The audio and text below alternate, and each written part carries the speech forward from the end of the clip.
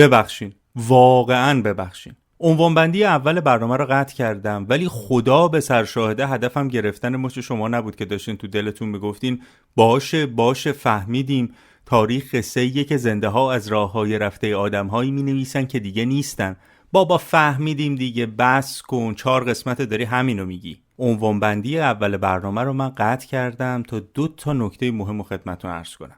اول اینکه قسمت 5 میراث خاکستری که همین قسمت باشه آخرین قسمت از فصل اول میراث خاکستریه و ما بعد از یه استراحت کوتاه برمیگردیم برای فصل 2 که خب موضوعش هم آخر همین قسمت خودتون متوجه میشین. و اما نکته دوم، خواستم برای آدمایی که از ویدیوهای ما خوششون میاد ولی ما رو دنبال نمیکنن 10 ثانیه سکوت کنم. شاید ما رو دنبال کردن یا به قول خارجی‌ها سابسکرایب. و حالا خانم ها و آقایان، من اشکان هستم، یک مورخ ناشناس و اینجا میراث خاکستری.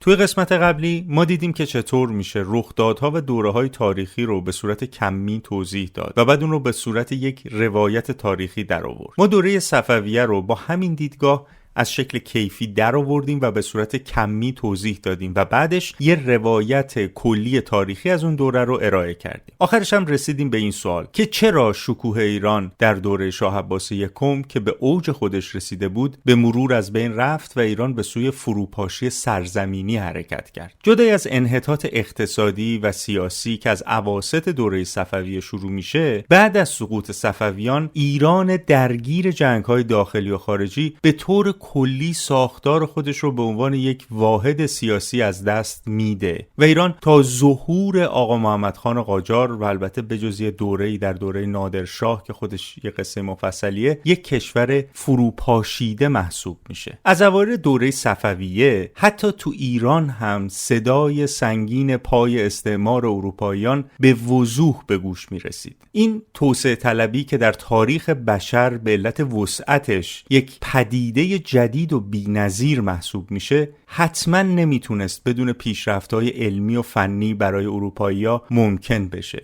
و متاسفانه اوج گرفتن این اتفاق همزمان شده بود با دوره افول صفویان، مسئله مفصلی که تو قسمت قبلی در موردش صحبت کردیم. ما میدونیم که در اواسط دوره صفویه سازمان آموزشی منسجمی در ایران به وجود اومده بود که نتیجه اون هم دستاوردهای فنی و مهندسی قابل قبولیه توی اون دوره که ایران رو به کشوری پیشرو و اصفهان رو هم به شهری شگفت‌انگیز تبدیل کرد. پس چی شد که ایران در اواسط دوره صفویه نه تنها نتونست ساختار آموزشی و علمی خودش رو همپای کشورهای پیشرو دیگه توسعه بده و از بقیه کشورها عقب افتاد، که وارد یک چرخه خودتخریبی هم شد؟ واقعا این اتفاق فقط به دلیل جنگ بود؟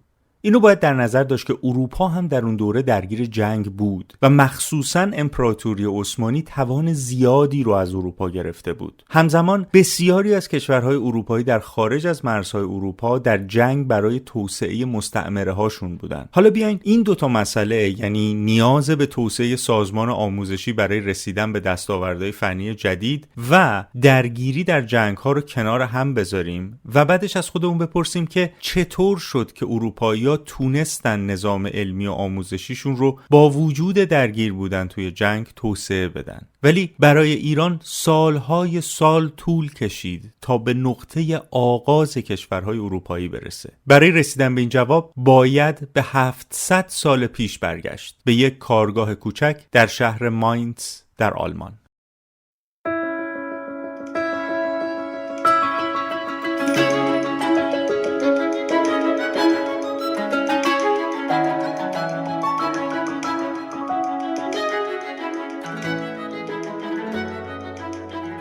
یه طلاساز میانسال آلمانی عاشق کتاب مقدس تصمیم گرفت تا راهی برای تکثیر پرسرعت کتاب مقدس پیدا کنه. برای همین یه شریک تجاری پیدا کرد و بعد رفت به کارگاه کوچیکش و با استفاده از تجربه طلاسازی که داشت دستگاه ساده‌ای رو ساخت که پایه‌گذار تحول عظیمی در اروپا و جهان شد. یوهانس گوتنبرگ و دستگاه چاپ.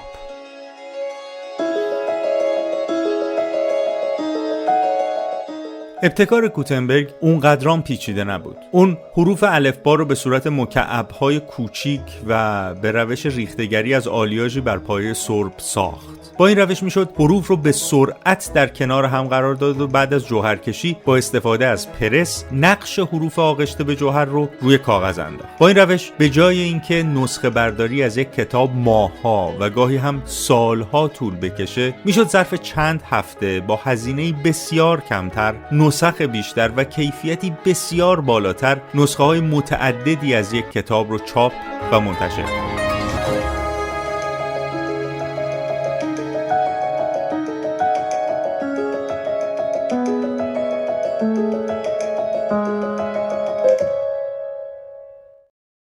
این اختراع با شکوه تنها 2 دهه نیاز داشت تا از مرزهای ماینتس و آلمان بگذره و در ونیز، پاریس و لندن هم گسترش پیدا کنه. گسترش چاپ تنها به انتشار کتاب مقدس که هدف اصلی گوتنبرگ بود منحصر نشد و طی 30 سال هزاران نسخه از کتاب‌های غیر دینی هم منتشر شد و با هزینه اندکی نسبت به کتاب‌های خطی به دست مردم عادی رسید. اتفاقی که با توجه به گران قیمت بودن کتاب‌های خطی تا قبل از گسترش چاپ اساساً ممکن نبود و فقط اشراف بودن که از این امتیاز برخوردار می‌شدن. همینطور که صنعت چاپ تو اروپا در حال رشد بود، یک انقلاب اجتماعی طولانی که از نیمه دوم قرون وسطا شروع شده بود، داشت بروز خارجی خودش رو در سطح جامعه اروپا نشون میداد.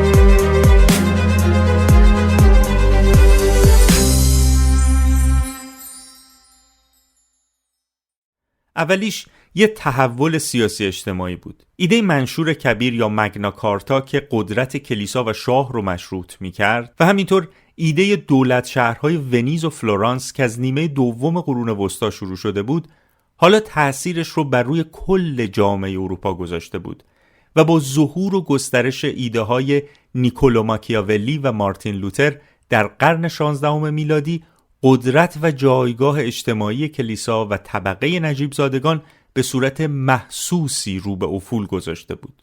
دومیش یه تحول علمی بود که خیلی هم مهمه.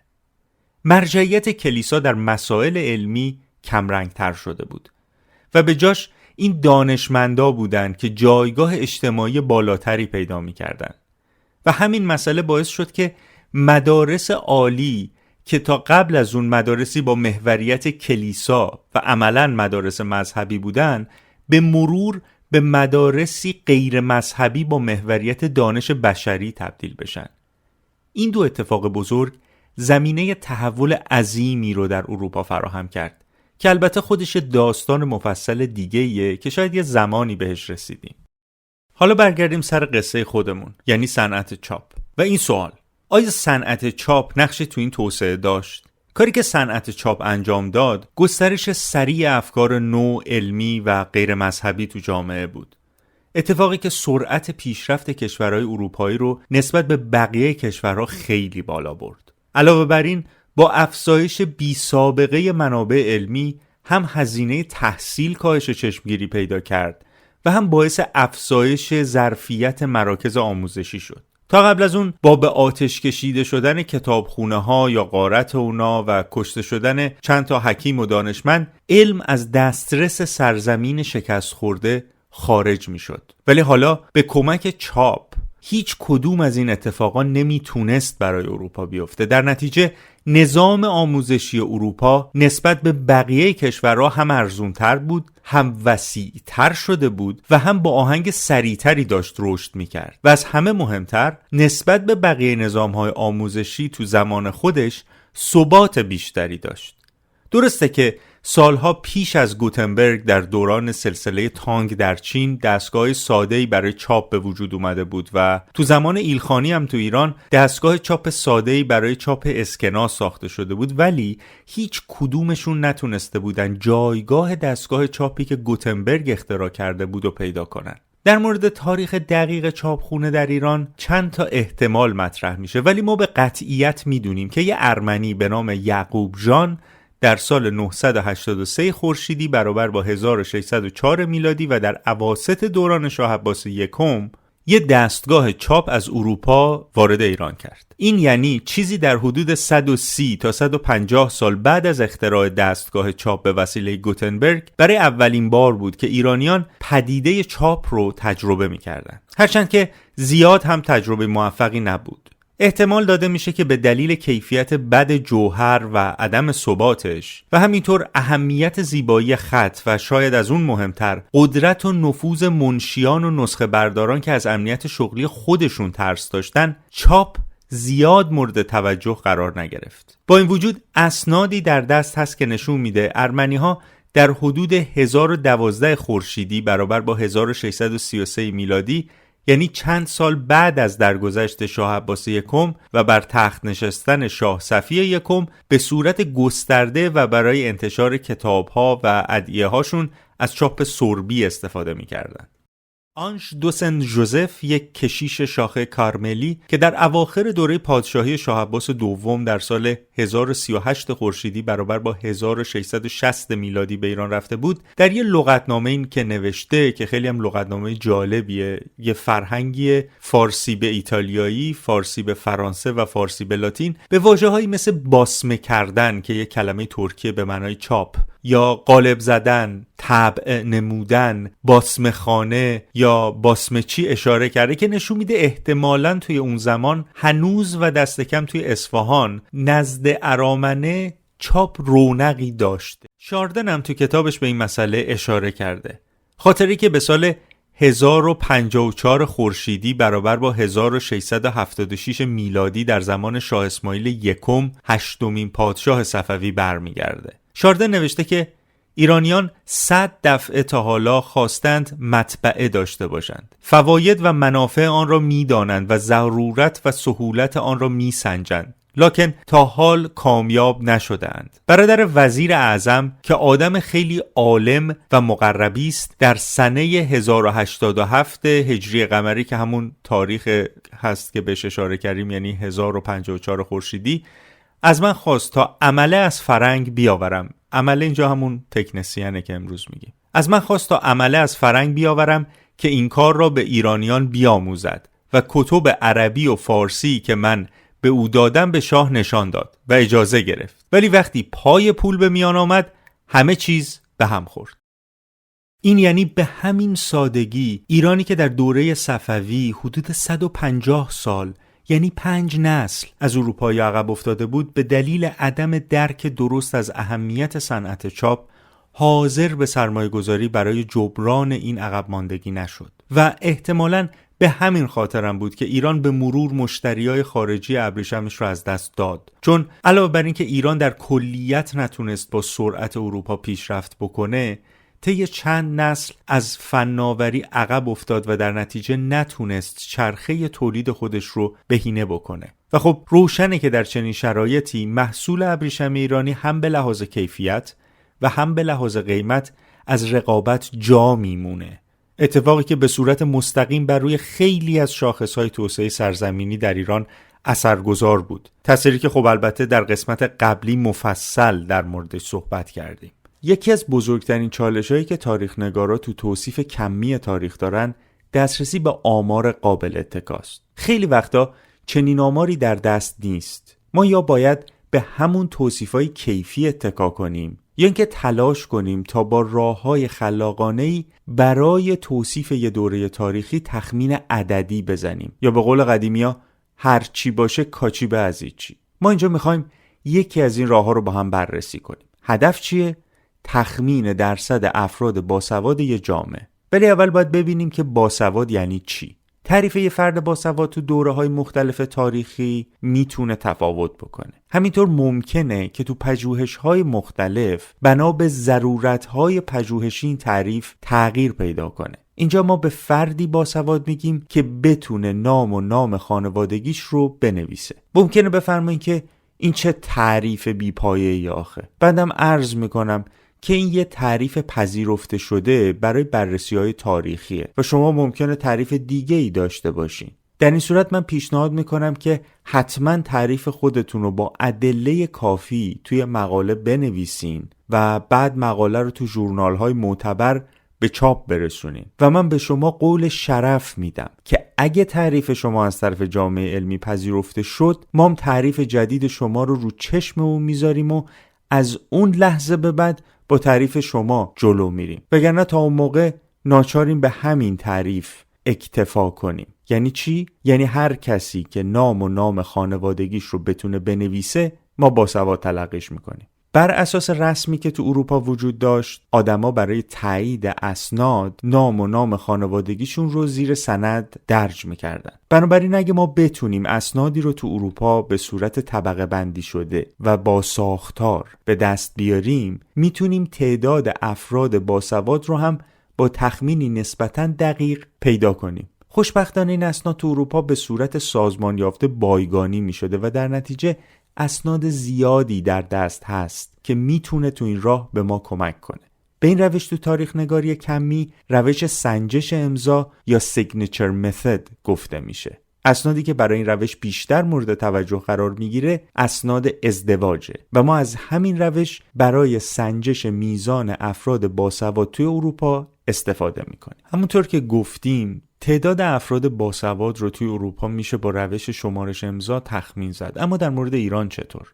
استفاده از شمارش امضا برای تخمین افراد باسواد توی ایران کار خیلی سخت‌تریه. به دو دلیل. اولین دلیلش اینه که ایرانی‌ها برخلاف اروپایی‌ها اسم خودشون رو امضا نمی‌کردن و در حقیقت بیشتر مهر به جای امضا توی ایران برای تایید اسناد مورد استفاده قرار می‌گرفت. شاید به همین دلیلم باشه که امضا توی ایران برخلاف اروپا نام و نام خانوادگی اشخاص نیست، یه طرح گرافیکی از نام و نام خانوادگی فرد که معمولاً خود اون فردم مبتکر این طرح گرافیکیه، چیزی شبیه طغرا. به هر صورت مشکل دیگه‌ای که این روش یعنی شمارش امضا برای تخمین افراد باسواد تو ایران داره اینه که اسناد موجود از عقدنامه‌ها و قراردادها و اسناد مربوط به خرید و فروش از این دست سندها به صورت منسجم در دست نیست. و خب هرچند سازمان اسناد تلاش خیلی زیادی برای گردآوری این اسناد کرده، ولی با توجه به گستردگیشون و شکل طبقه بندی حاضر به نظر من ارتباط دادن اونها با سواد افراد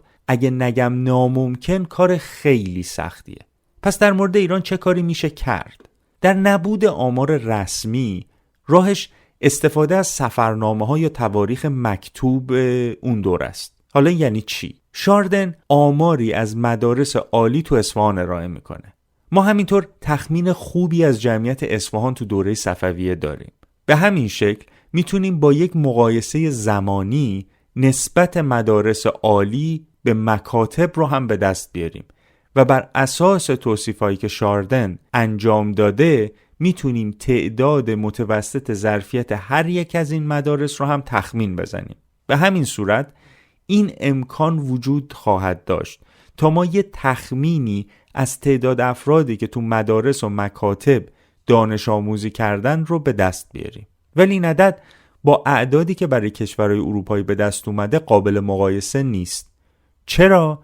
به خاطر اینکه ما شاخصی رو استفاده کردیم که برای اروپایی‌ها حداقل سواده، یعنی نوشتن نام و نام خانوادگی، ولی برای ایران سواد رسمیه.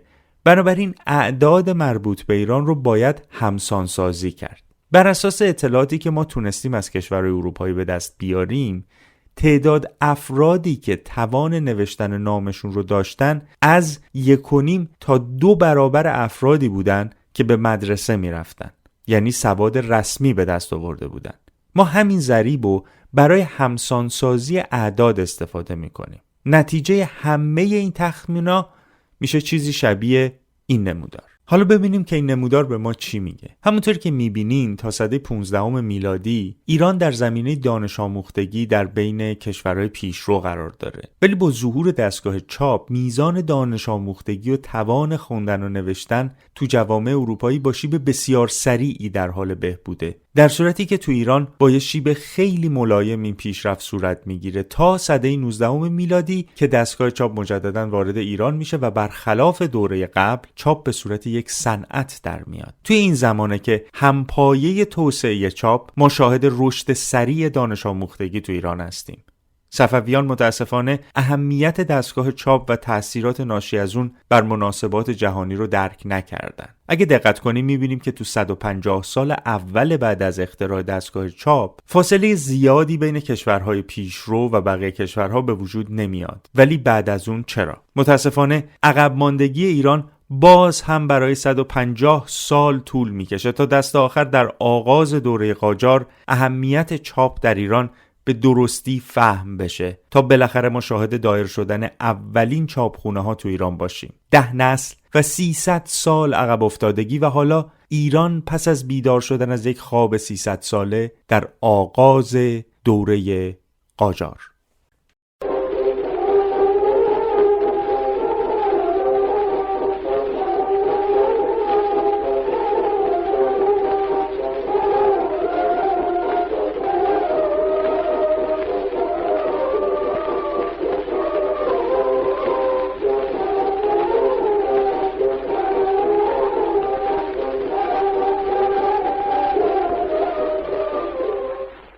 دوست دارم قبل از اینکه این برنامه تموم بشه از همه کسانی که میراث خاکستری رو دنبال کردن و برنامه‌های ما رو تماشا میکنن تشکر کنم. به ویژه از یکی از تماشاگران میراث خاکستری که نمیدونم کیه ولی این برنامه‌ها رو با زیرنویس به زبان پرتغالی و تا انتها تماشا میکنه تشکر ویژه کنم. این نکته رو هم خدمتتون عرض کنم که من طی 2 هفته آینده سعی میکنم یه برنامه پرسش و پاسخ رو توی کلاب هاوس داشته باشم و اگه امکانش بود گفتگوهای ضبط شده رو اینجا به صورت یه ویدیو در اختیار همه قرار بدم. همینطور مجموعه‌ای از پرسش‌هایی که به اشکال مختلف از من شده رو جمع‌آوری کردم که توی برنامه مستقل بهش پاسخ میدم و قبل از آغاز فصل دوم حتما منتشرش میکنم.